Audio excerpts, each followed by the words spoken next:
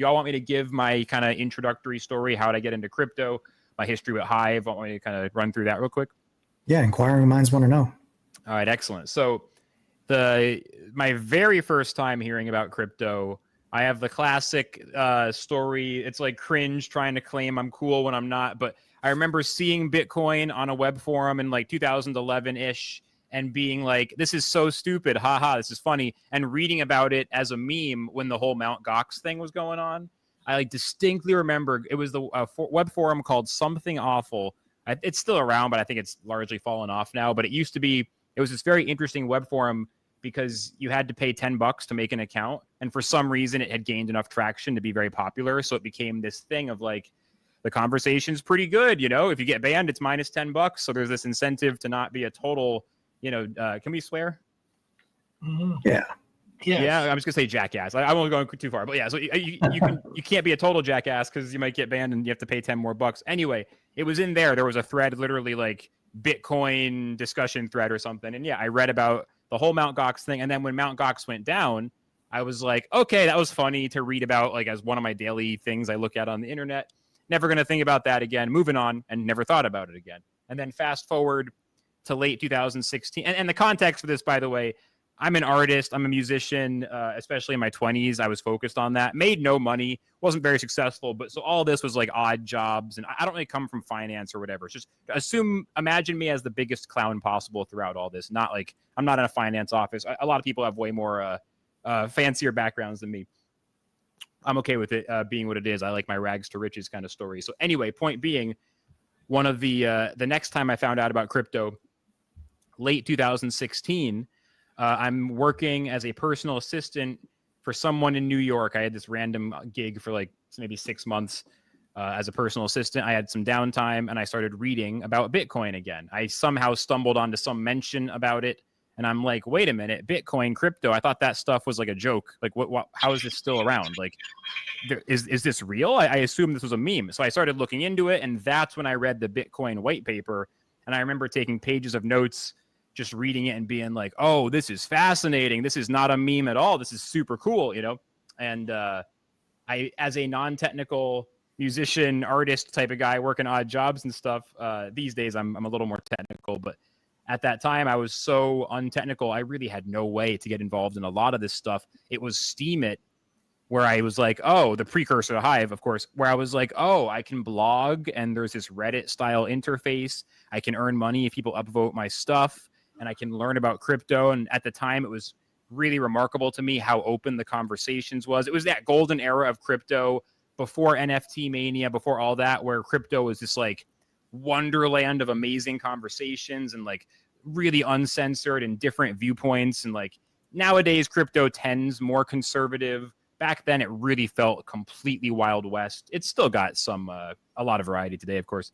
It was just like before it even became politicized, really. It was just, you know, kind of libertarian-y, cypherpunky dudes and, you know, guys and girls all just trying to figure out what the hell's happening. I mean, I remember like some crazy futuristic accurate posts back then. Like, I think Kevin Wong was his name. He had a post about how eventually there'll be as many tokens as there are websites, like literally calling the meme coin thing 7-8 years early, like described it to a T, how like there used to be 10 websites. Now everyone has one. Coins would do the same thing. Like I'm talking like 2018, like there was some really brilliant stuff on there.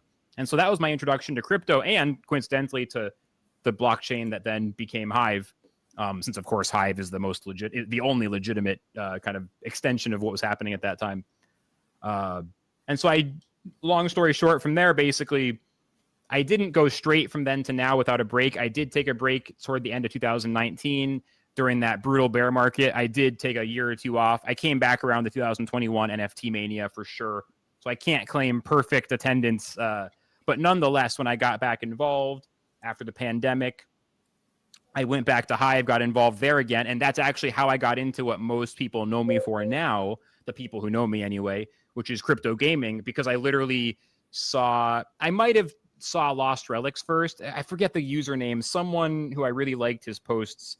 The name is completely escaping me, but he had like a very wholesome like dad life blog, just like barbecuing and like I don't know, fixing his car, like doing super random stuff. And like, it was really funny. All his posts were comedic. I cannot remember his name right now, but he had a post about lost relics on the Engine blockchain. I think it's still around. I don't know anything about Engine these days, but Lost Relics is still around. It's actually a pretty solid game, definitely more playable than most crypto games. So anyway, I found out about that quickly, found out about Splinterlands, and I believe I actually played Splinterlands first. So my whole introduction with crypto gaming was Splinterlands, and then just to super condense the rest of the story, during the pandemic, I was in my mom's basement for a year or two until I dug myself out of financial ruin.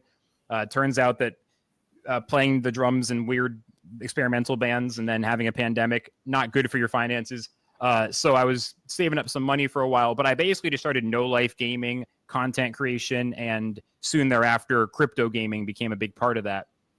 I ended up getting a job for a gaming org, which kind of bridged the gap of those early years. I had a salary, I was able to save some money. And then around, I think, late 2023, I want to say that company, the crypto division got shut down because they just decided, the parent company decided they were getting out of crypto. They didn't want to be a part of it.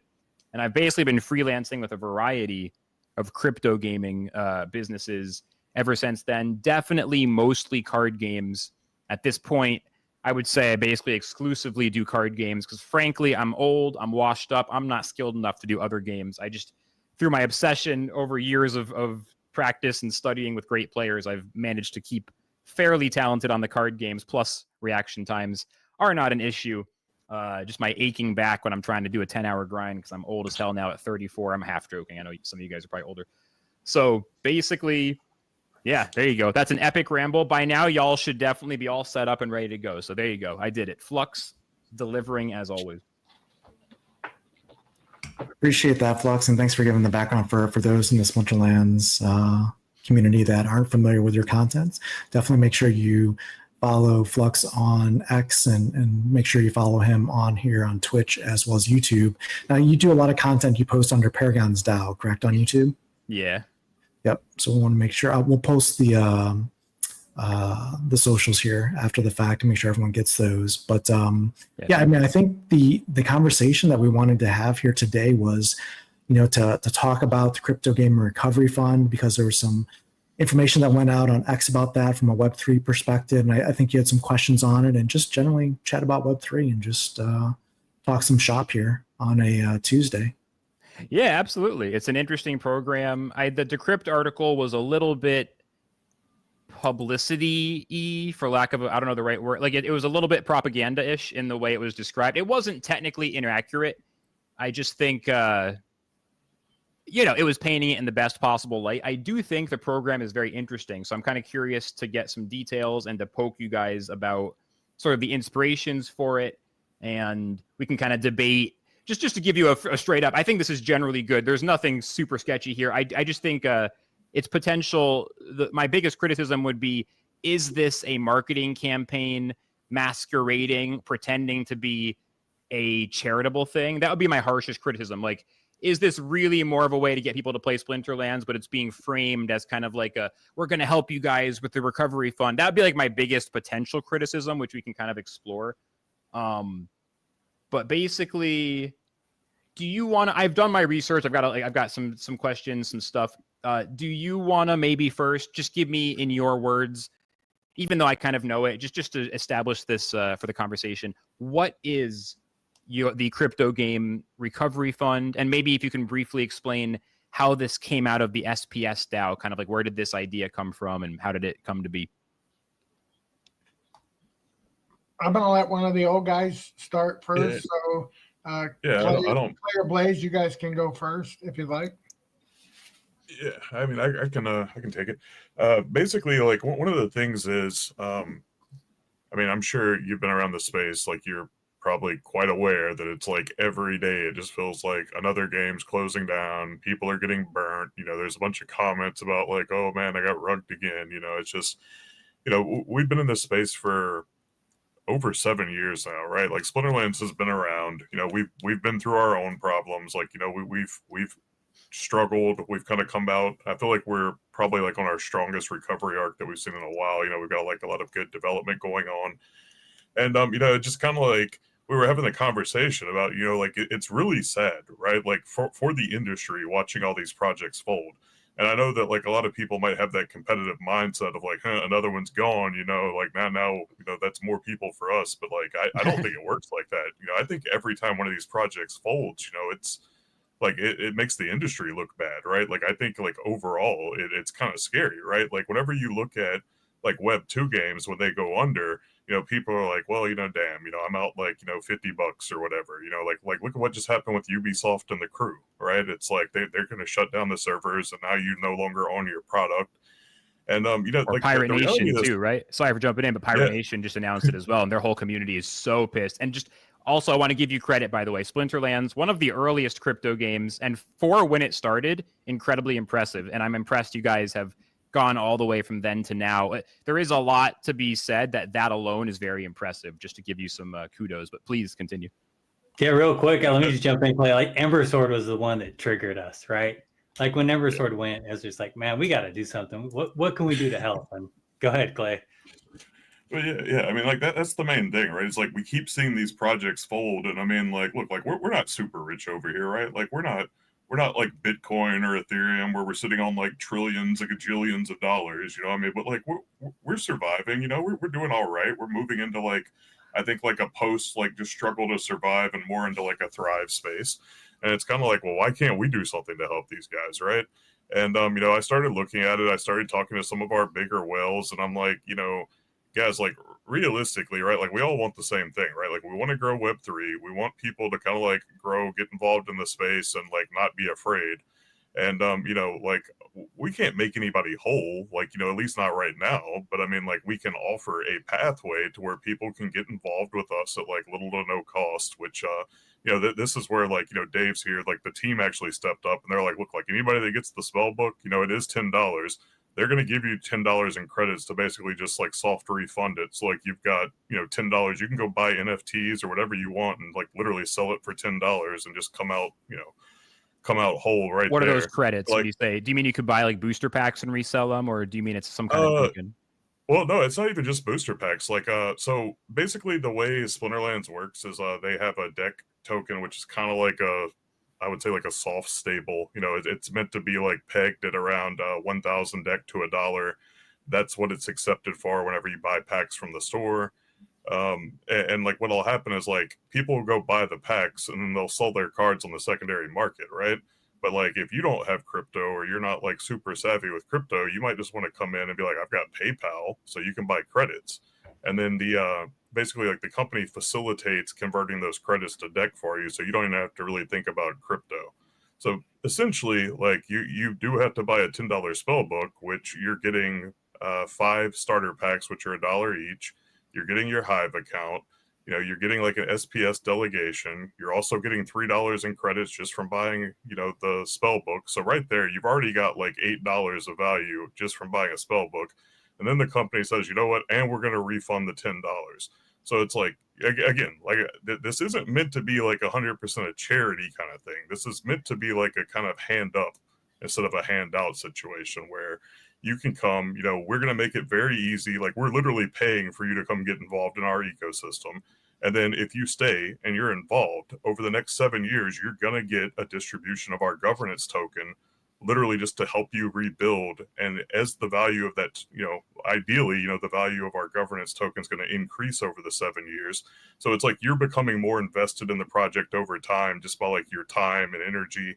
Even if you never do anything but buy a spell book and just stay active, you can earn NFTs for playing. There's now the foundation mode, and you can actually get our governance token without ever having to like buy crypto. I mean, for sure, $10 is a reasonable enough entry point.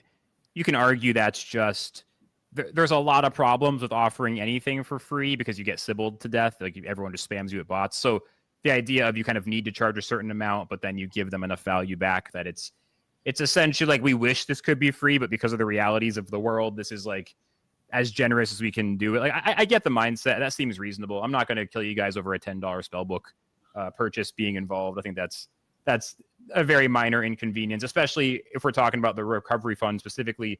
These are people who spent oftentimes thousands of dollars at a minimum on these NFTs. So like for them in particular, the $10 thing, you got to be down real bad if you go from buying Tokyo Beast and whatever else, Pirate Nation, and now you can't do $10. Ooh, you're down real bad. So yeah, that sounds cool. That sounds reasonable. So yeah, you guys saw the Ember Sword stuff and some of the other games that were going down.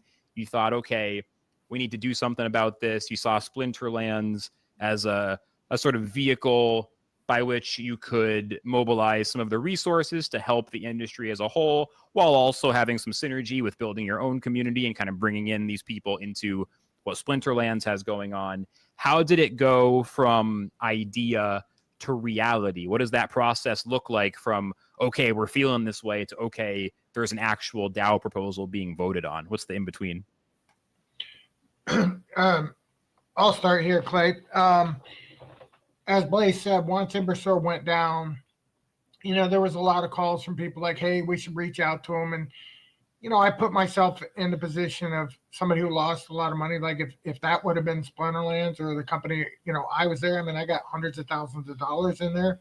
So of course I would be upset, and I wouldn't particularly appreciate people like coming and saying, hey, I don't care that you just lost 100,000. Now come play my game. Like, in my opinion, the sensitivity, of just straight out reaching out to people and saying, hey, you failed, but here, come play ours. We won't fail. Like, I think that's very insensitive.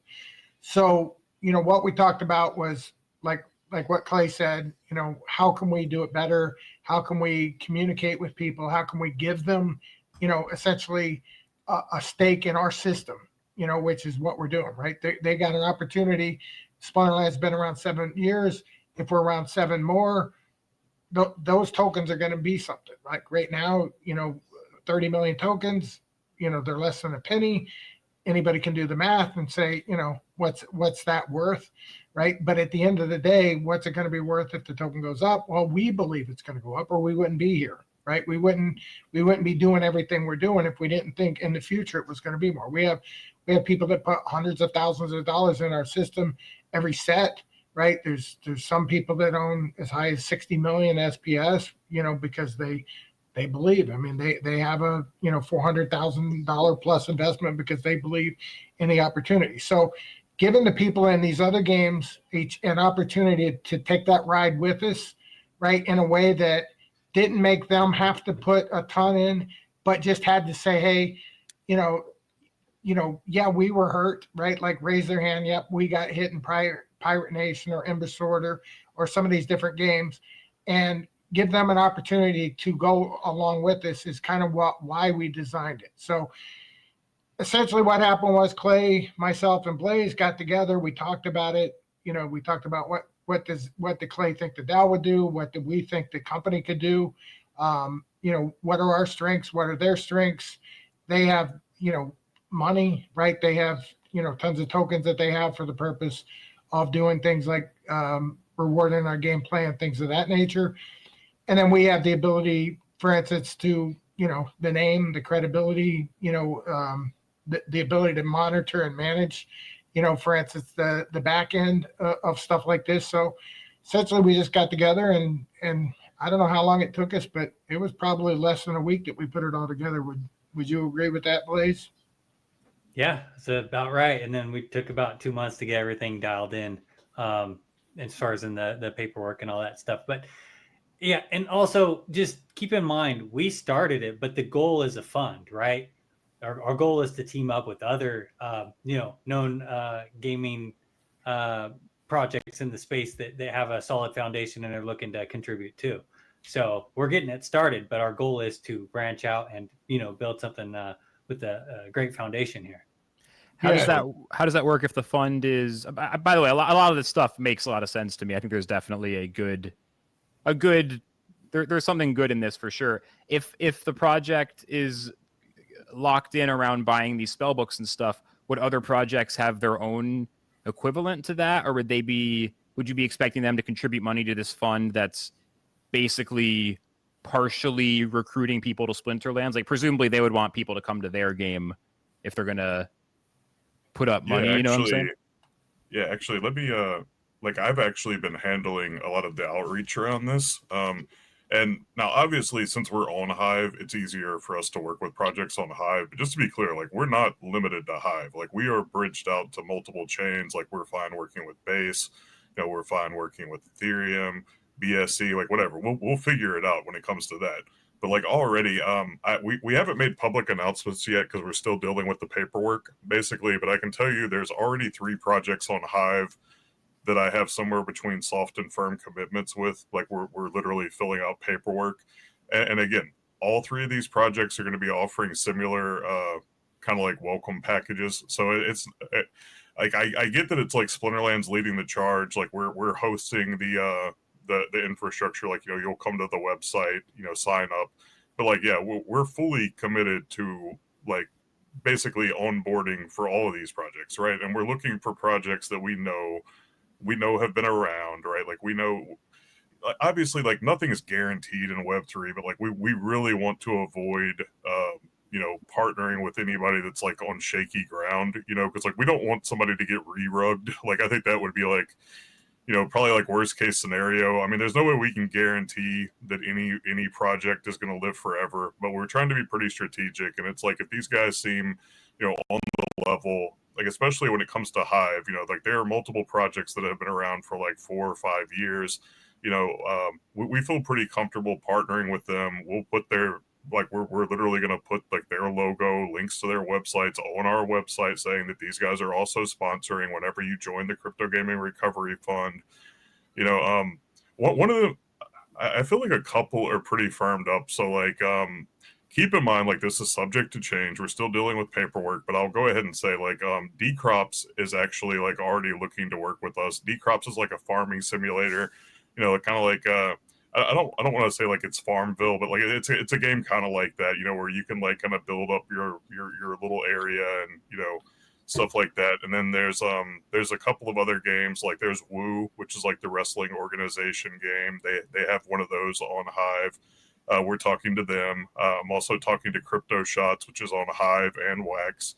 So again, like we're open to working with anyone, because again, like I think that this is bigger than just a Splinterlands thing. I think this is bigger than just an SPS DAO. I would love to see other projects, right? Like I know you work with Parallel, right? Like I mean, dude, like we will totally work with Parallel if they're on board and they want to sponsor onboarding new users and put out like, you know, some kind of welcome gift. Yeah, like I mean, to us, it's we got to build credibility in this space. And whenever every day you're turning around and it's like, oh look, here's another scam, here's another scam, I think it really does paint the whole industry in a bad light. And I personally, I would really like to help solve that problem if we can. And again, like I don't think any of us can just say like, here's $1 billion, you know, we're going to make everyone whole. But like, you know, if we all work together and get people involved in, you know, legitimate projects that aren't just going away, I think we have a lot more room to work with, and we can probably be a lot more beneficial working together to make the space a lot more credible. So how do you decide which games to include in the recovery fund? There's a lot of potential candidates. As you've alluded to, many games have failed in the space. So how do you decide which ones are worthy? So what we've been doing, we actually right now are just approving like another whole batch of them. We started off really small because we kind of wanted to see, you know, are we going to put this out there and we start getting like thousands of emails or something? The initial run wasn't like super huge. You know, we had a few responses. So like now we're saying, okay, we can clearly handle more. So we just put out like another, I think 7 or something. If you go to like the splinterlands.com/CGRF, you can literally submit like recommendations for projects that have failed or like ghosted. And, you know, we have a committee that the DAO elected. Tells here is actually one of the members, and Tells is one of the guys that helped come up with a lot of the ones that we're voting on that are, I think, passing in the next hour or so. It looks like it's pretty much going to pass for sure. And yeah, like that's the kind of thing. It's like we just review it. We make sure this isn't just some like random crap somebody made up. Like, oh look, I made a Pac-Man on blockchain, gave myself 1,000 wallets, and now give me free money. You know, I mean, like we're making sure these are legitimate projects where there was a game, or you know, at least intended to be a game. You know, people were actually impacted. And you know, I don't think we really have anything too strenuous. It just needs to be a legitimate project and not like some way to like scam and take advantage of the CGRF. And again, it comes down to purpose, right? Like we'll put ourselves in the position of these people that have just lost, right? You put your money in, some people have a lot of money right in there. Some people don't have a lot of money, but at the end of the day, whatever they put in, whether it was money or time or effort, right? They sacrificed and now they failed, right? And so rather than have people leave sour, if we as an industry, could, kind of get together and put some kind of, I wouldn't call it safety net, but some kind of like opportunity to be involved in a different way, then I think that's helpful. So the other thing I would say is when it comes to like Clay said, we're blockchain agnostic, so we don't mind what chain people on as long as they're in the blockchain, in the crypto game, then we would love to talk to them in terms of, being a part of this. And the same thing comes with size, right? Like if somebody wanted to come in and be like as equal to us, right? Or, in theory, even bigger than us, we don't really have a problem there. Like the idea is the idea. The idea is a good idea. It doesn't really matter whether it's us or somebody else running it. So in the requirements,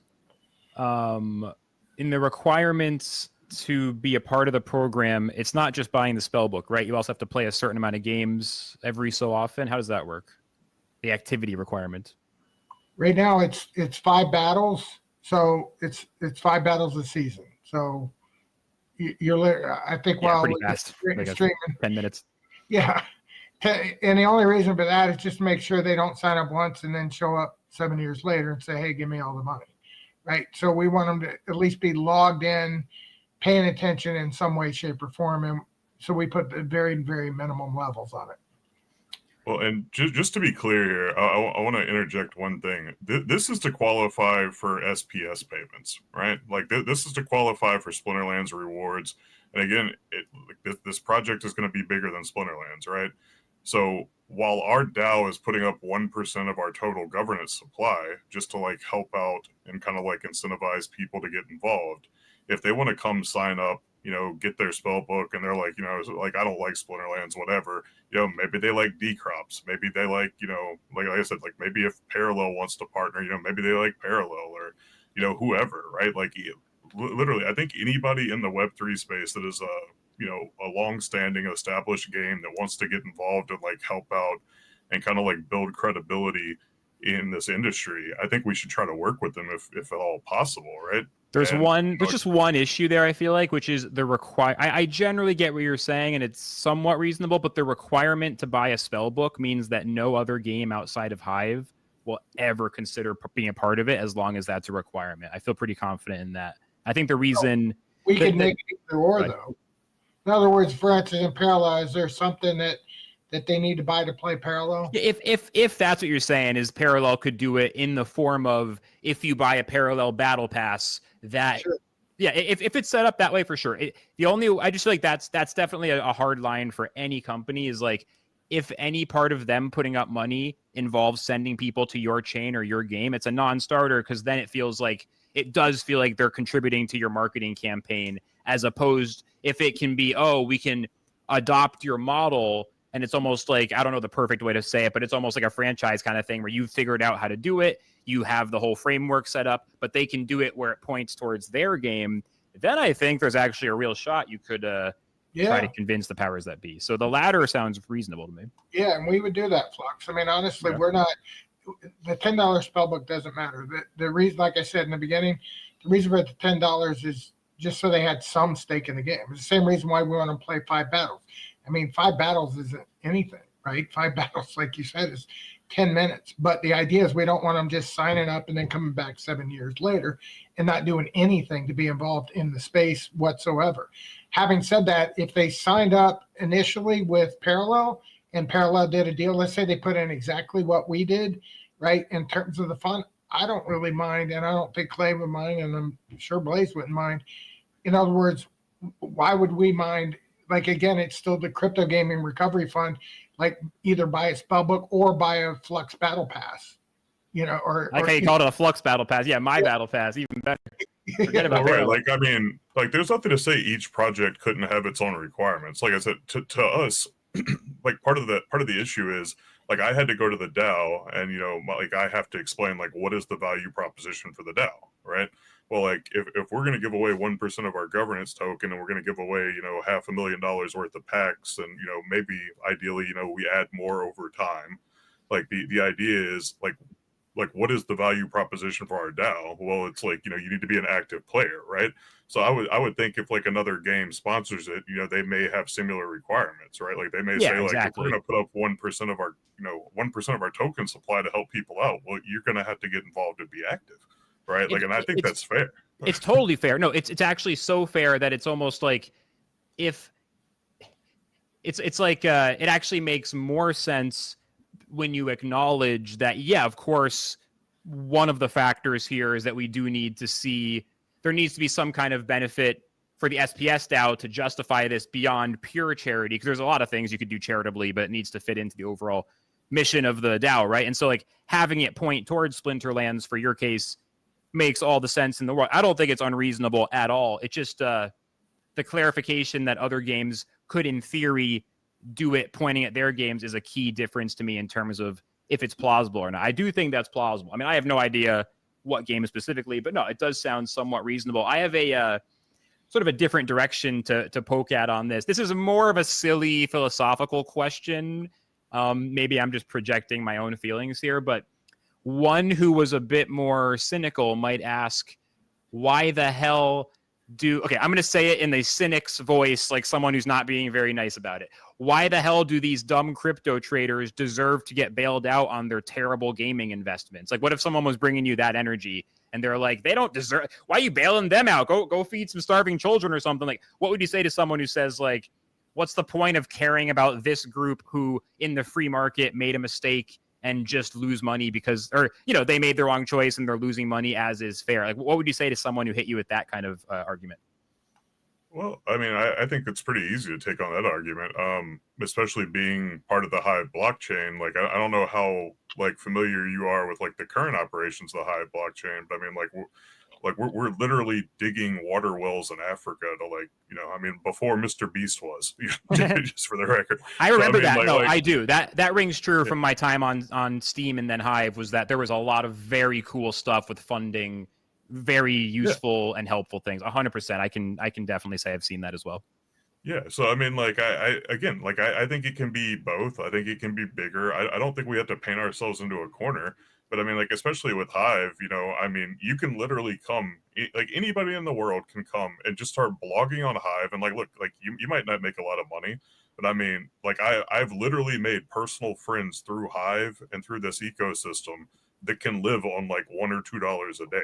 Right? Oh, like, brother, you got to understand the audio interface that my microphone is plugged into now was the first purchase I made from anything I did in crypto from money I got on what is now Hive. Like, I utterly get this, and I agree. Like, literally, it was part of my initial journey to help me fund content creation gear. And of course, that's just a first world perspective. So you're talking about in a third world people for whom a couple of bucks can make a big difference. That's exponential. I totally get that. It's less about like, I think the question was less about, oh, why don't you use the money to do something even more good? That's a stupid thing. Like, obviously, like if I buy my mom lunch, I'm not going to go, oh, I should have fed some starving kids. That's ridiculous. There's a proximity effect to the things we all do. Not everything is purely optimized for the greatest good. That's not necessarily realistic. But it's just like, it's an honest, I mean, it sounds like you might just feel like the answer to this, you might see a different answer than me, but someone could definitely say, like, do crypto traders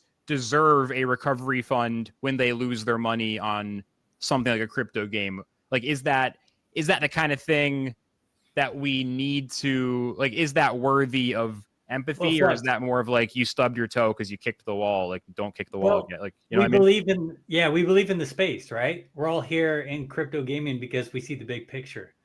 And we want to keep that vision alive, right? And we want to do our part in contributing, where instead of them leaving the space completely, they have an out, or at least a community to go to, instead of just being abandoned, right, by the rug that it all hurts. I was involved in Terra Luna. I know what rug's about, right? So not rug, but an entire community collapsing and falling apart and trying to keep it together. But that was at a catastrophic level. Were you the guy who got the Luna, the big wolf tattoo? That'd be pretty cool if that was you.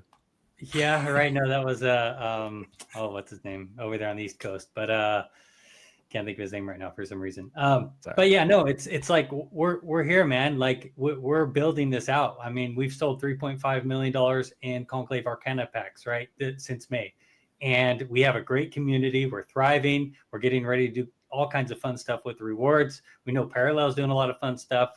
Tails was giving us an update of what's going on over there. It's great to see, and we're here together building. So we want those people, instead of going and playing Fortnite, to come and play one of our games, right? And also the CGRF website, we're going to get that nice and cleaned up. This is just phase 1, right? Or phase 0. So we're going to have a nice, pretty site. We have plans to, have everybody else's logo on there. Maybe we can even take it completely off of splinterlands.com. Our goal is just to get something up and running, and get something built. So that's the actions we took, and here we are. And I know we want to keep them in crypto gaming. That's the main thing. So whether they made bad investments or not, I mean, that's kind of like, that's not what we're focusing on here. We're focusing on keeping them in crypto gaming. So giving them an opportunity.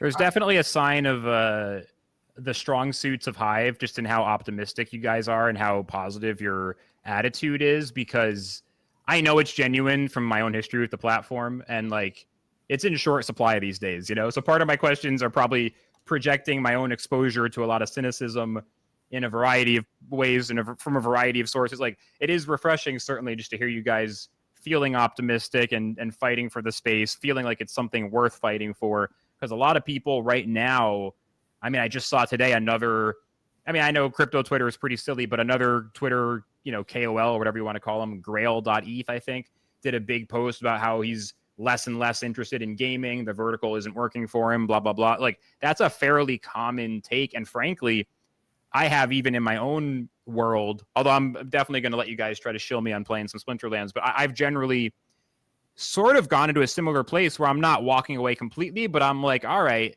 I like to have a couple of card games in my back pocket. I play Parallel. I like Project O. I'm open to stuff, but I'm not really looking to keep up with all the latest crypto games, because I'm just like, man, I feel like I got to focus more on DeFi and other stuff that just seems like it has more, it's tough to be a believer in crypto gaming right now, even for someone like myself who's pretty deep in it and still active. It's a challenge. So I respect the optimism. It's in short supply, and it's definitely refreshing. I have another question, but first, I don't know if you guys have anything you want to say in response to what I just said. Yeah, let me touch on that, because like I'll tell you, I don't really, I guess, people that know me, but like I've been around since I can remember Ethereum before it was $1, right? Like I can remember Bitcoin in like the double digits. I've been around since like the 2011, 2013 era, and like I've kind of seen crypto and blockchain evolve. But like I can tell you one thing that I've been passionate about like my whole life, before blockchain was even a thing, is I've been passionate about gaming. And I can tell you, like, some of my first like really big, like I would say like formative experiences was like getting involved in things like World of Warcraft or Diablo, and kind of like seeing how these player economies evolve, right? Like I can remember people trading SOJs for, rune words and stuff in Diablo 2 back in the day. Wow. And one of the things that like really like cemented in my mind is that the players are the value here, right? And I think that's one thing that gaming has fundamentally lost sight of. And to me, like, that's the reason why what we're doing is like mission critical to me, right? Like even beyond just like, does it help me out personally financially?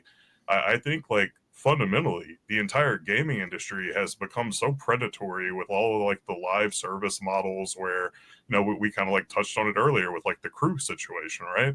It's like they don't want to sell you a game anymore. They don't want you to own anything. They just like they want a perpetual extraction system to where you're the product, right? Like you're not here to have a game and have fun. You don't own anything. And if they say, hey, we're turning off the servers today, kick rocks, have a nice life, thanks for all your money, you get nothing. And I see this with lots of projects, right? Like you can look out there, like look at Genshin Impact, right?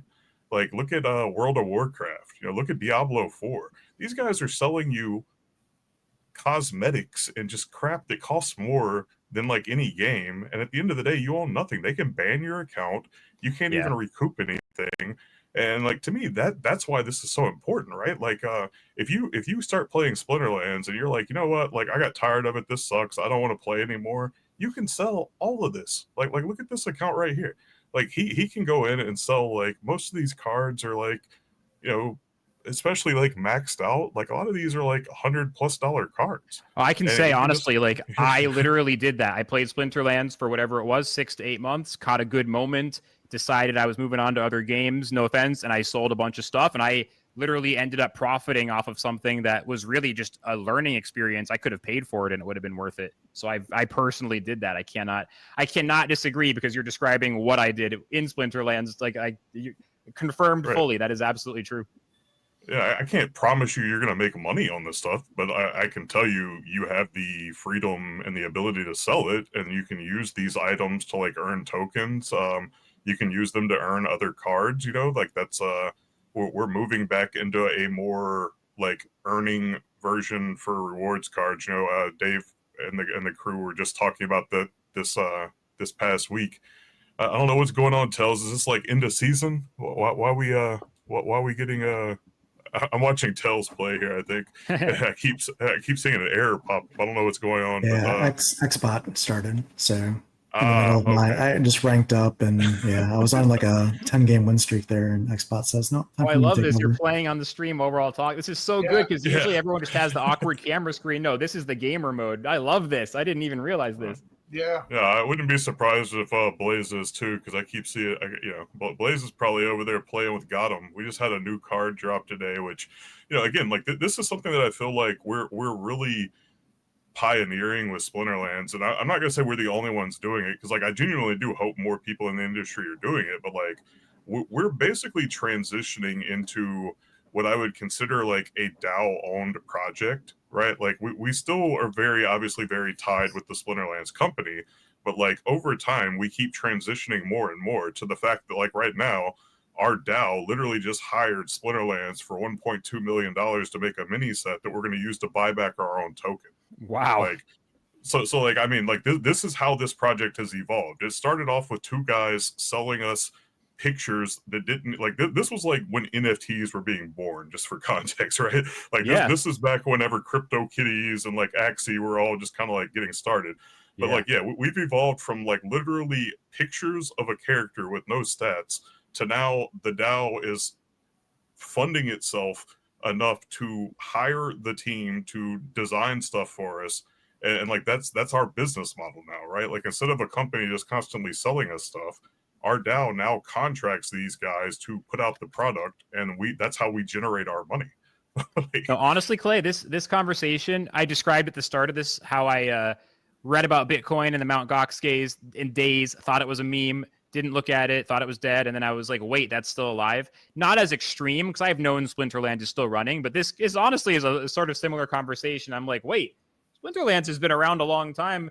You never stopped putting out content. You never ran out of money. Y'all have a really good attitude. It's like, damn, Splinterlands is actually cooking. I gotta say, I'm not that I didn't have respect, but I'm like rediscovering a higher level of respect for you guys just from seeing how all the stuff you're doing. I mean, you really will be. You're really gonna be like when it comes. You'll be the first game that hits 10 years in crypto where it's like the content never stopped. There was never some huge scandal. The chain never ceased to operate. Like you're going to be because Axie Classic, they only ever did one set with balance patches. Axie Classic is a pretty well supported to this day, but like Lost Relics is there, but it's so small. There's not a lot of players, I don't think. Like you guys you are in a very small category of games that are like the first ones to actually survive and be like not just a couple years, but 10 damn years. That's actually, I mean, we're not quite there, but like you're gonna get there. It seems like that's incredible, actually.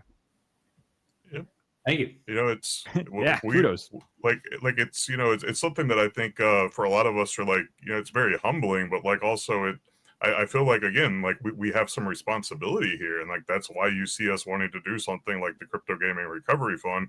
And again, like I said earlier, like this isn't pure altruism. I don't think there is really any pure altruism. I really don't. Like I think even people that are like, I'm going to do something for charity, like you're doing it to feel good or whatever, right? But like the way we're looking at this is we have the ability to offer people a hand up without trying to like just extract value out of them. And if they want to come get involved, like obviously, you know, like the ideal situation is they come, they get involved in Splinterlands, and they're like, hey, you know, like we like what you guys are doing. We want to grow with you. They start getting involved. They start buying packs. You know, all that's awesome, right? Or, you know, hey, we made it really easy for you to come try out. And if it's not for you, no hard feelings, you know, good luck. I hope you find something else. And if it's one of these other projects that's involved in the crypto gaming recovery fund, you know, that's awesome too. But like to us, like that's the thing. It's like, you know, we've been around for so long that I do feel like, you know, we have some responsibility, and not just to like our own community, but to, you know, to this industry. Like we want this industry to survive, and we want to see players basically be the value in gaming, because that's what we believe they are. Like players are the value. And it also is a mindset too, you know, talking about the you know, the motivation, like we're doing something that we believe is going to be a big deal, right? So the Crypto Gamer Recovery Fund, we think is going to be a big deal.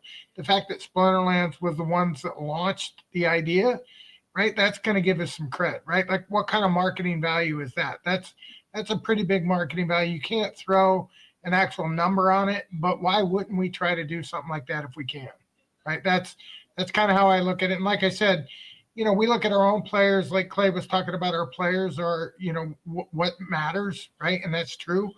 And that's why, you know, we think in terms like that. Like, you know, all of us, you know, are players. All of us, you know, have assets in the game. And if something ever happened to us, we can feel it, right? Like we can feel it. So we can feel what happens to other people as well. So, you know, I think it's a situation where, you know, we help the space and it's good for us at the same time. So why wouldn't we?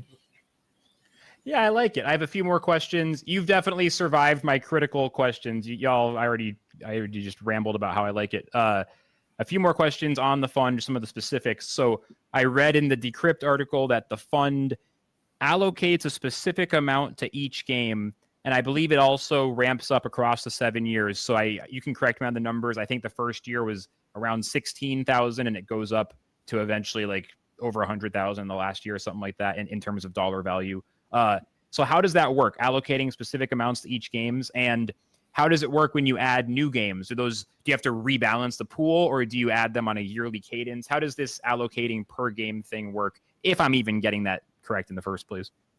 So let me jump in on this one, because I'm going to tell you, like, I'll fully admit, like, we're kind of figuring it out as we go to some extent, but we do have some guidelines that we put in place to help us do that. And Tells is actually one of the guys. Like I said, we have 4 guys that are basically more tapped into like external Web3 projects than just like all of my time is basically spent on Splinterlands and the SPS DAO. That said, I am on this board, and like my goal is I kind of like assess their numbers and just make sure like this looks like it makes sense. If the 4 of them agree, then what we do is like we run a proposal and the DAO approves it or denies it. And then my position is either if they have a split, you know, where 2 of them are like, and the other 2 are like, yeah, you know, this makes sense. Like I'll hear both sides out, and I'll be like the decider, and then we'll put it out to a vote, because ultimately the DAO has to approve it, right? But basically what we're doing is we're kind of looking at like we're trying to look at market cap and like before they announce that they're closing down, and then that's where we try to like look at like wallet balances too, because you know people are going to panic sell and everything once those announcements go out. It's tricky. And you know, and it gets even more complicated because not every game has a token, you know, not like some games just have NFTs. So it's like we kind of have to use our best judgment to try to like make an assessment of like the size of these projects. And that, you know, like that's what we're doing. Like I'm not going to promise you it's perfect, but we're trying. And you know, that's if we do something wrong, let me ask something on this then. So let's here's a it sounds like something that presumably over the first year would probably evolve into a more structured framework with some written, you know, maybe there's a council, maybe the DAO votes, who knows? That's all for a different discussion. The one thing I'm really curious here is, so you announced the 3 games that are starting they're starting the fund with, which it's Pirate Nation, it's Tokyo, and the Walking Dead one. basically like, okay, so we know that there is roughly 16,000 for year one going out, if I'm getting that correct. We know that those 3 games. So when you talk about adding, just to keep it simple, let's just say you added Neon Heroes and that was it. How would that, did you guys only allocate part of the 16,000 previously, or does that involve? Oh, okay. You know what I mean? So actually, this is where it gets good. Okay, so if you look, like, these are the ones that we're approving right now, right? So we have the 3 games that we already approved. We're going to approve these.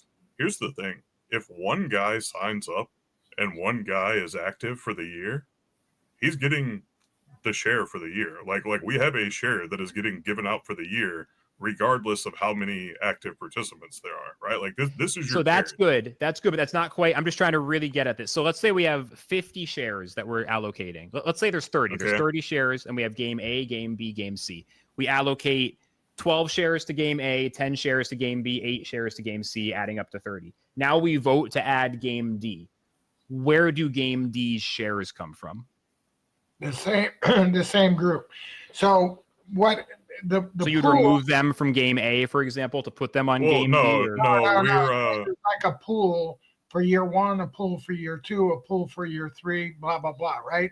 So in the pool for year one, it's going to be determined at the end, right? At the end of the period. So if the first 3 games, are the first 3 games and we never had another one, then those 3 games would be entitled to the whole pool. But if we added 30 more games, between, today and the end of the year, then those other players have an opportunity to get that year one pool as well. So, yeah. So it's like, so the split will be determined like soon prior to the distribution is what you're saying. At the end. Yeah. I think I understand what you're getting at here too, is, here's the thing. Like we did a lot of like the mechanics and like theory crafting on this stuff beforehand, but like the idea is, let's say you start on day 1, like you're a guy that's got 50 shares on day 1, and some guy comes in on day 360 and he's got 50 shares, right? Well, if you're active all year, then there's, I think it's 24 seasons a year, so you have like 24 out of 24 weight on your 50 shares, and then somebody that comes in with like 1 active season out of 24 gets like 1/24th of the weight. So if there's a, That's if good. there's for that year, and then right, we'll start year 2 at the same level. Right, they Right. resets because year 2 it's like both at 0. Yeah. So the question then is, will the number of people who have applied per game be a factor? So you were just sort of explaining, Dave, how the pool, let's say there's $1,000 allocated for game Z, let's say, and 1 wallet's in there, they're going to get $1,000. But if you're determining the split at the end, you're going to know how many wallets have signed up per game. So is that going to be a factor, or are you going to, if a game had a big market cap, let's say only 1 person comes in from Tokyo Beast, but I have no idea what their market cap was. Let's say they had a really big market cap. Are you actually going to give them 20% of the pool or whatever, or are you going to reduce it? There's a cap. There's a cap. So there's a cap per account, right? So like if you look right here, like we're approving Stella Fantasy, right? Can you link me this, by the way, this article that you're highlighting? Can someone send me this so I have it? I didn't. Yeah. Tells can use, I think. But yeah, so basically, right, like let's say, so we're allocating 300,000 shares for Stella Fantasy, right? And now part of that is based on the idea of like looking at it and trying to assess like how many players we think these games have. And again, like this is why we have a committee to try to help figure this stuff out and basically present it to the DAO. But like, let's say Stella Fantasy has 300,000 shares. The most anybody can get is 300, right? So like we're basically targeting like, let's get 1,000 players from that game to come in. But like if 1 player comes in, they're still only getting 300 shares. But if like, let's say 10,000 players come for some reason, then we're going to be like balancing it based on like tokens a little bit. And like, nobody can get more than 300 shares. But like, These if you have some super well, that makes total sense. Sorry to cut you off. I completely understand now. It's why I'm cutting you off. The only thing I see just looking at this as it's written on this post is that it seems like it's capped, so no one can get more than 0.1% of the total shares for a game. I feel like that's kind of low.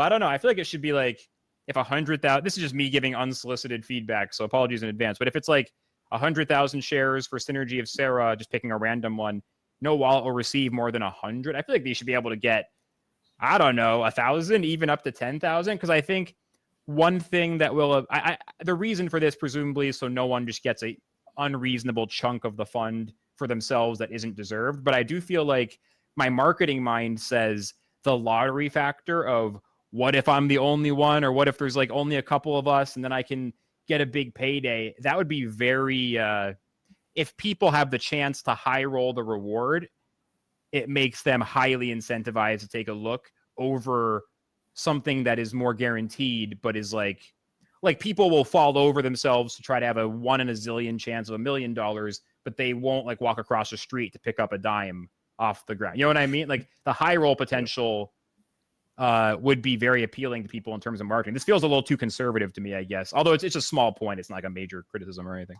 Just remember, everything's a relative flux. Any, out of those 300,000 shares for Stella Fantasy, there may only be 3 people, right? So maybe those 3 people each get 300 shares, but their 300 shares are going to be relative to Embersword that may only have 3 people at 100. Oh, okay. Everything's relative. Yeah. It's not like we're going to get I'm wrong. Them 300 and somebody else 9,700,000. I'm wrong as hell. Then I thought it was like all these shares exist no matter what, and if there's not as many, if not all the shares go out, it'll be like retained or something. Okay, in that case, everything I said is not correct, and you can disregard it.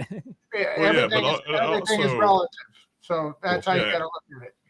And also keep in mind, like, I don't know, I kind of see it both ways, right? Because like obviously I want a lot of people to sign up. I want this thing to be huge, but I'm also like, well, if it's not. And there's like a couple of guys, like let's just say hypothetically, like let's say there's 10 guys, right? And like, they have their shares, they're all active. At the end of the year, they're splitting 1 million SPS. Like I've been grinding for like 4 years and I'm almost to 1 million SPS. And like, that's with me buying a lot of it, right? So like, we're talking about like, potentially there could be a handful of guys that are going to come in and like well up just for being active and being part of the, part of the ecosystem. And that's year 1. We got 30 million tokens allocated to this. Yeah, that's a very anti-fragile sort of strategy where the worse it does, the more excited the people who are in it will actually be. So in a weird way, if it underperforms, it also over-indexes with the people involved. It's like a very interesting. Yes, exactly. Especially if they go all 7 years, right? And then we succeed as to the level that we're. Yeah, like if year 1 is underwhelming and then those people post about how much money they made, that's going to incentivize more people for year 2, ironically. It's like a weird slingshot. I like that a lot. Exactly. 100% what you just said. That's what I was hoping it would be. So I'm glad that y'all corrected me. That's very cool. And like in an ideal perfect world, like one of the things that like I think would be amazing is if a project knows they're going under. Like imagine, like one of these projects knows they're about to fail. They know they're about to make an announcement. They could literally reach out to us beforehand and be like, look, like we heard you guys are doing this. Like, we're about to have to turn off the lights. Like, everybody's like messed up about it, whatever. But like, being able to like tell them that there's like somebody out there that can help, like maybe they'll, stuff like that. And again, like it's not pure altruism because obviously it benefits us if people do it.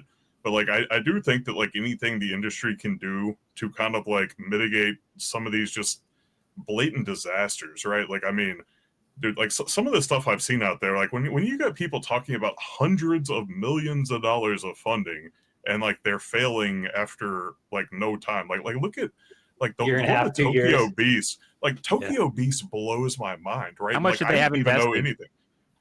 I want to say they had 9 figures plus from what I remember. But I mean, that sounds like Shrapnel was like that as well. I believe it was like 120 million and they made it 3 or 4 years. Like now they're in China trying to do something, but yeah, it's crazy. Yeah, it's like I think what happens, and again, like I don't want to get like too on the soapbox and philosophical, but I think a lot of times like these VCs come in, they gas these projects up, and they're just looking for like quick exits, I mean, a VC comes in and they throw 50 million in a project, they can get 100 million out in a month. I mean, that's 30 days. You got to double up.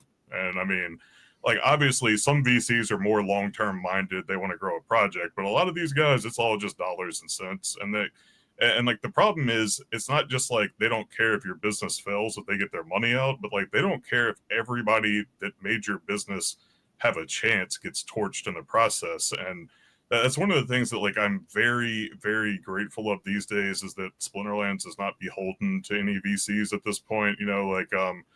like I said, I think every project that's been in this space this long has like had their ups and downs. You know, we've had like the big boom cycles, we've had the bust where people are like, oh my God, you know, everything's going to zero. But like the fact that we're still here, we're still building. And I mean, I feel like we get better over time, right? I just like, whenever I see these projects that come out here and they're throwing out these huge numbers, like we're giving away $10 million, come join and like play this project. I'm like, I'm like that's the stuff that like raises red flags to me, because I've seen it happen over and over and over again, and I know what they're doing. They're making this big splash with VC money, and then they're just hosing everybody. And that's why, you know, like I don't work for Splinterlands. I don't know if that's apparent to you or not. Like I literally work for the players. I work for the DAO. Wow. And that's one of the things that like I always like, my mentality is, how do I protect this community? How do I protect these players? So again, like whenever I see stuff like this going on in the industry, man, it really does make me sad. And that's why I hope that like, I really do hope that like as an industry we can grow and we can get past some of this just like boom bust, like scammy, sketchy stuff, right? And I mean, like there's no accountability either. Like look at a company like Sony, right? Like Sony puts out like, you know, their Overwatch clone where they dump 200 million into it. Like, Concord, you know, all right? these, Was that it? yeah. So it's like all these people that bought Concord and they shut it down within a week. At least those people get their money back, right? Like Sony has a reputation to uphold. Sony's like, you know, here's your money back. We're sorry, we messed up. We're just going to eat this $200 million. How many crypto projects do that? And like, I will give Tokyo Beast a prop. Like here, it seems like they're doing something to give back some of the funds, but I think it's a kind of similar situation where Tokyo Beast is part of a really huge gaming company in Japan. So I think, again, like it comes into that reputational thing where the parent company is so big, it's not worth torching their reputation over, you know, millions of dollars, right? Like whenever you're talking about billions are kind of pennies to these people, right? Right. But like a lot of these projects, man, like it's just, it's really sad, because especially whenever, you know, I mean, like you interact with gamers, you're a gamer, right? Like people get passionate, they get involved in these communities, they get involved in these games, they build up friend networks, you know, like a lot of people, this is how they have social interactions, you know, like this is just how the world's evolved. So it's not like you're just losing money, you know, you're losing your home to a lot of these people. And like, that's one of the reasons why we really felt like this project is so important, is like, look, we've been here 7 years. We're not going anywhere. Like we literally have contingency plans, right? Like the DAO is now getting into this place where it's basically self-fulfilling, right? And like, that's kind of like, I feel like should be a long-term goal for a lot of projects in this space, is how do we get to a point where you don't have to worry about the company turning off the lights and closing the door and everybody getting screwed. If you guys have it eventually where there's a contingency that like if the lights go off, like plan B like automatically just like activates, that would be really badass. That'd be pretty amazing. We definitely have some plans in that direction. So like, again, like nobody's hoping for that to happen, but like, again, like the whole thing is, I mean, look, everybody on this call, right? Like Dave, Blaze, yeah, these guys might work for the company, but they are two of the most heavily invested players in the ecosystem, right? Like they are both literally community members that went and told the team, hey, I want to come work for you guys because like I know you're struggling. Like, you know, like let's help, like let's get this thing back on the right path. And you know, like all of us, like we work our asses off just to like make this thing succeed. And you know, to us, it really is do or die.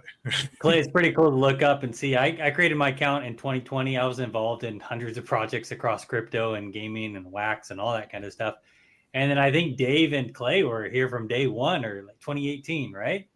So yep. I was literally, I was literally talking to Ag before they even had a website. Yeah. And Tails, what about you? What year did you come in?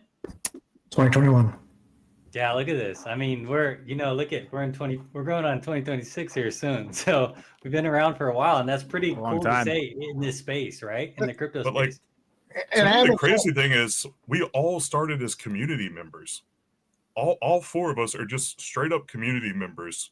And like we've grown into positions here.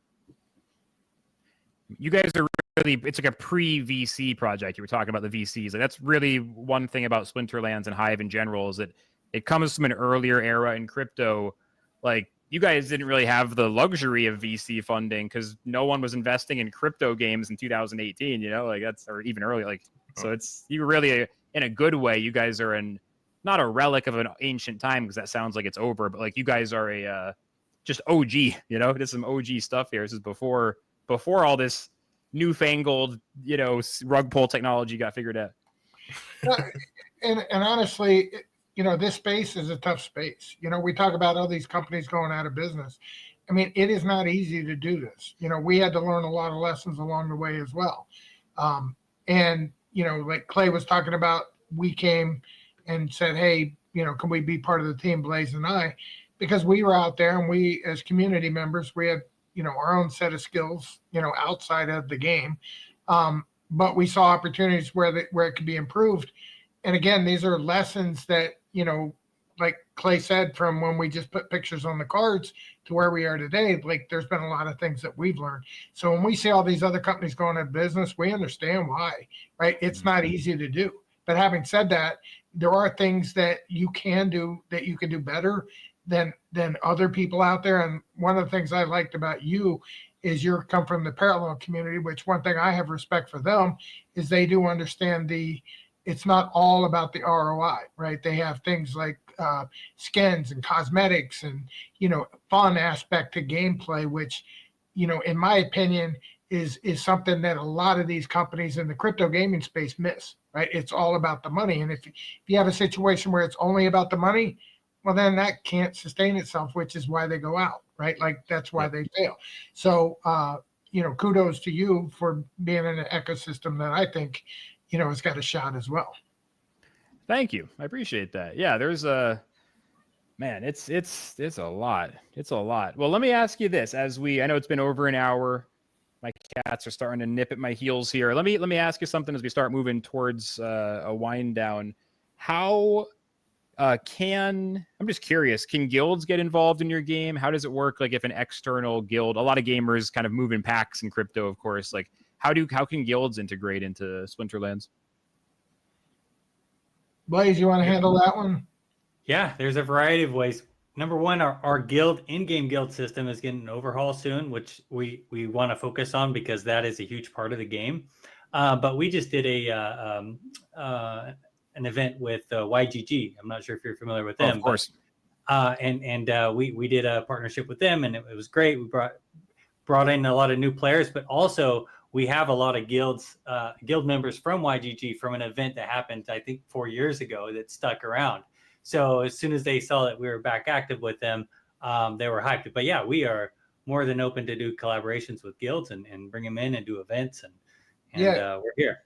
So Flux, if you have anybody that you know of, send them my way, and we'll figure out how to make it work. We're very normal, common sense people, right? Like if it's going to make sense for you and make sense for us, why would we not do it? That's kind of my philosophy.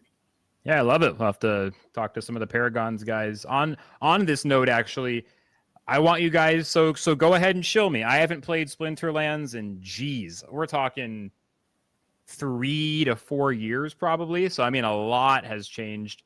Tell me, like, for someone like me, how, why should I start playing again? What's good? Splinterlands has evolved a lot over the years, right? Like, it sounds like you're probably from the era where it was literally just come in, do an auto battler, and like that's the end of the thing, right?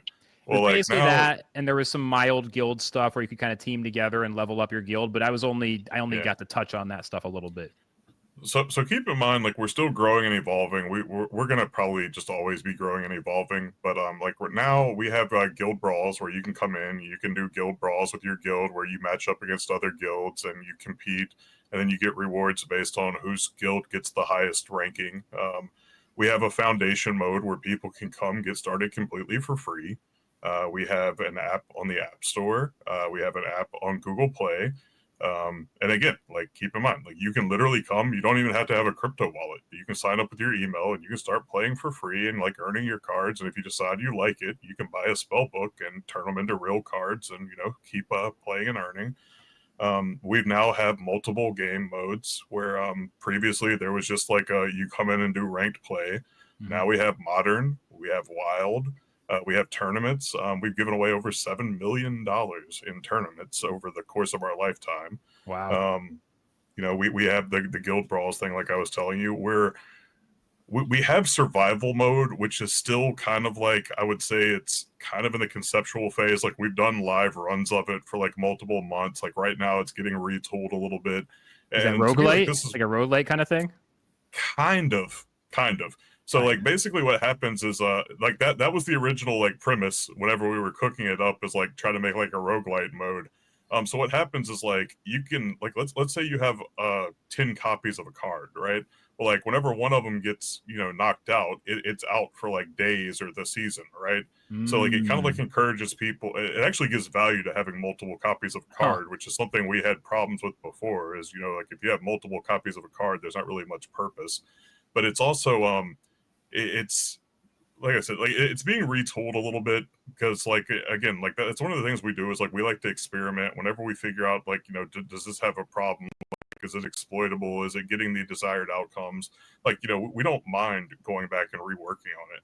But again, like I'm most excited about survival mode because I love roguelites. Like Binding of Isaac's probably my top 1 or 2 game of all time. Great I would say game. it's up there with Red Dead Redemption 2 is just oof, man, I don't know. Like that was like peak. I don't know if anybody will top that one, but Binding of Isaac, like I love roguelikes. So like whenever we were trying to think of like how do you adapt this to a card game, I think we got it pretty close. We mainly got to figure out the reward structure and like the league structure.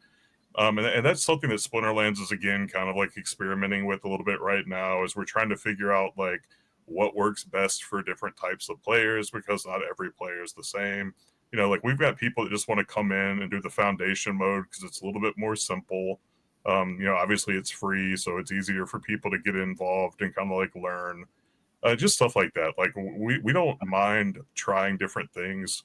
And I'm gonna quit yapping. You got anything you guys want to add, Blaze? Or yeah, you know how it is. These crypto. If you have a crypto game that's just crypto bros, it's pump and dump. Everybody's looking at the markets and cycles, when to get in, when to get out.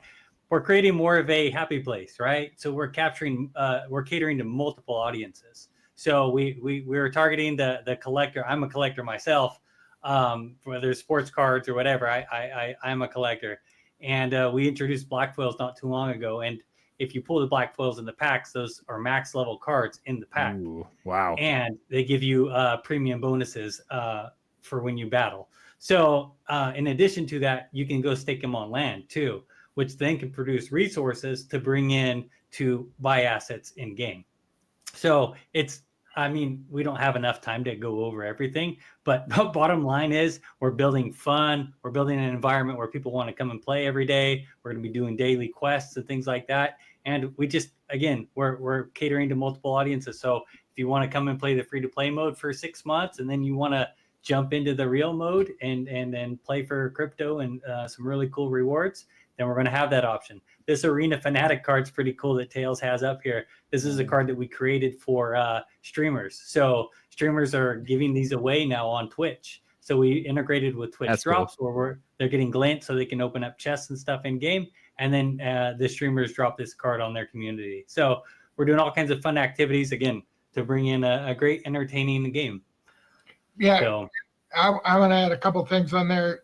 One, Tails, can you go to the shop and show him the pickle, just so he can see what one of the high-end cards look like? So maybe zoom in.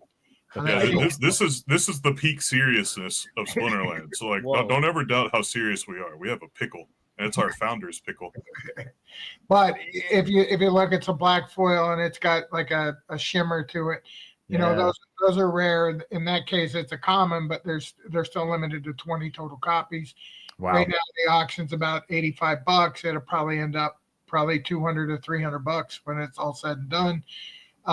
But again, if you're not a collector, you don't particularly care about that. There's a regular foil version that's 6 cents, right? So, the idea that exactly what Blaze said, we have everybody from high-end gamers like Tails himself, is probably a high-end gamer. Like he's a guy that, all he cares about is winning matches and being the best and, being on that leaderboard. And, the intricacies of, all the dynamics of our gameplay.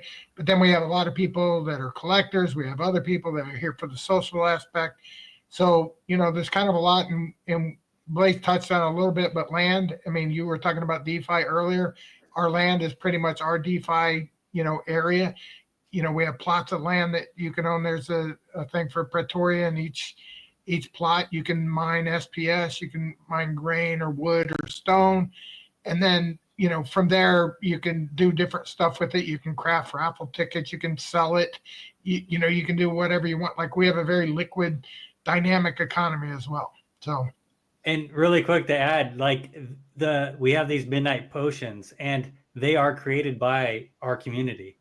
We don't sell the potions. They're crafted and then they're sold on the market. So in order to pull the black foils and increase your odds of getting a black foil, then we have all of these, cool integrations where the community is actually the market, not us. Yeah, tell and Sean. Just to touch on.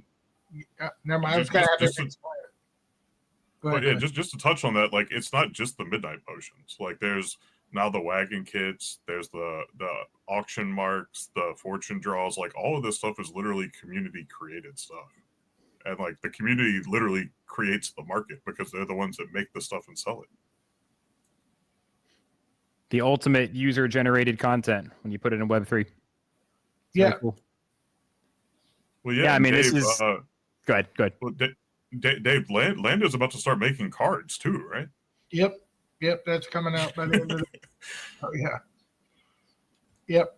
So it's done, Flux. There's a lot here. I mean, like I said, I wasn't going to pitch you, right? Like, I don't, in my opinion, you made a good point on the post, or on the article, and that was good. I mean, I'm glad we connected, and I'm just happy to talk about that. The Crypto Gaming Recovery Fund. I'm happy to talk about the industry, and like you said, it's a tough market right now. Like, there's a lot of people that are negative on the space, and we understand that, right? It's not like we don't operate in it every day. But having said that, we're just going to keep our head down and keep plowing through it. And like I said, I'll acknowledge what you guys are doing right over there at Parallel. I mean, in my opinion, focusing on more than just the ROI factor is a big deal, because you are going to need entertainment value, collectability, all these other things that come into play as well. Yeah, it's going to be an interesting couple of months, maybe years for crypto gaming, but hopefully games like Splinterlands and, God willing, Parallel as well, and other good games besides can keep carrying the torch, keep a strong foundation, because Lord knows we need it. I think this Crypto Gaming Recovery Fund is definitely very interesting, so I look forward to keeping an eye on it. And you definitely have put me in striking distance of being convinced. I might find myself cracking open Splinterlands for the first time in a while at some point in the near future. I feel like you might have successfully planted that seed. So I don't know if you guys had any final questions or thoughts you wanted to share. I feel like this has been a fantastic conversation. I have a lot to reflect on. I just realized there was a chat the whole time. I had that realization like 40 minutes in. Oh, people are chatting. This is cool, but it's yeah, sorry if I ignored anyone. Like, I literally couldn't even see it. No, that's good. It's good. If we're having a group convo, in my opinion, chat is more of a. They're more watching us through the glass. It's hard for a group to talk to each other and to engage in chat. So this might have been for the best. Love you, chat, though. You guys are amazing, all y'all. Hey, Tails, thanks for putting this together for us, too. Yeah, I was going to say, why don't you give your thoughts first, because you're the one that put everything together and probably talked the least. No. I mean, this was a great conversation. I let the experts do all the talking, and I was just entertained by all the great tidbits that I think the audience got. And Flux, I hope this was entertaining for you, and I think it was hopefully informative as well, because I think there's definitely something here with Splinterlands. I think it's flying under the radar quite a bit. And I think it's really going to explode here because the team is really, just like Parallel, I mean, has really been working here in this bear/bull market over the last 4 years, really building and making it really a blue chip Web3 property here. And I think it's really, it's based around fun. It's got the crypto elements and the DeFi foundation around it.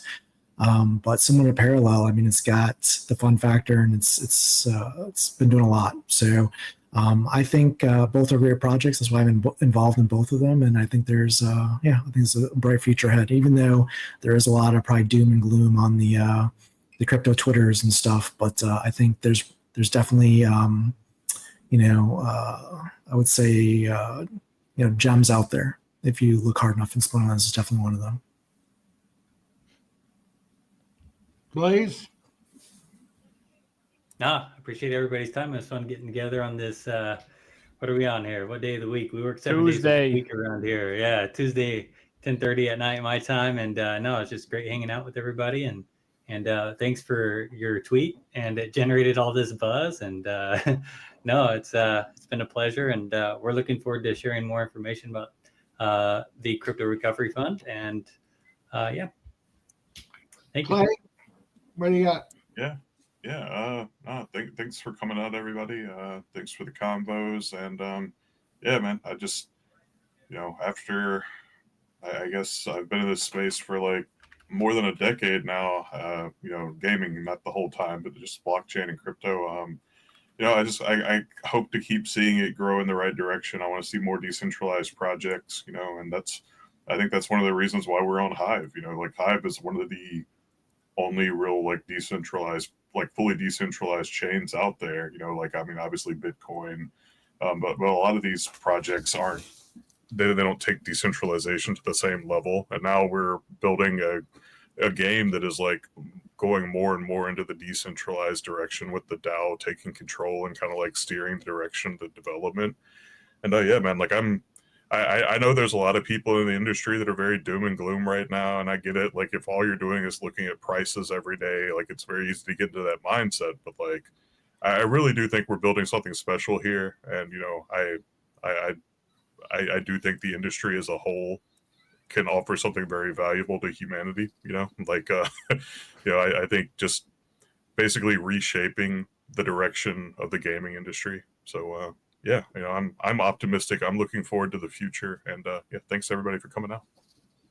Yeah, and the only thing I would say, Flux, is thank you for coming here. I'm glad that you did, and if there's anybody you come in contact that you would like to, you feel would be a good contact, for me, just reach out, shoot it to me.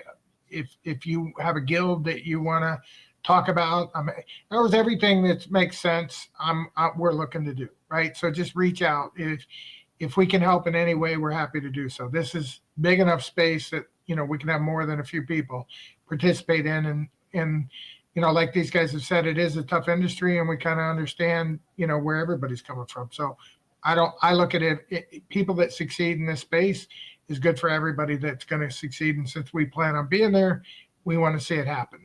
So that's it. Thank you. Awesome, guys. Thank you so much. Really cool convo. I'm sure we'll stay in touch. So looking forward to next time. Awesome. Thank you. That's entertainment.